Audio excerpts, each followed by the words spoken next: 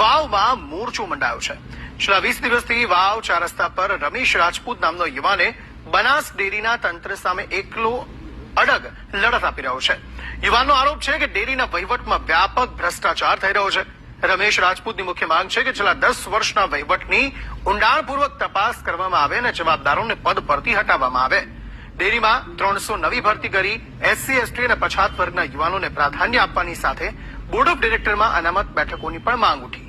આ ધરણાએ હવે સ્થાનિક રાજકારણમાં ગરમાવો લાવી દીધો છે। યુવાને સ્પષ્ટ ચીમકી ઉચ્ચારી છે કે જ્યાં સુધી ન્યાય નહીં મળે ત્યાં સુધી આ આંદોલન યથાવત રહેશે। બનાસ ડેરીમાં 121 કરોડનું કૌભાંડ થયું છે। બનાસ ડેરીનું નામ લઉં છું, 121 કરોડનો આંકડો આપું છું, જેના જવાબદાર ક્યાંક ને ક્યાંક શંકરભાઈ ચૌધરી બનાસ ડેરીના ચેરમેન છે। એમને જવાબ આપવાનો બનતો હોય છે, પણ એ હજુ સુધી કેમ મૌન છે? શું પોતે પણ આમાં જવાબદાર છે?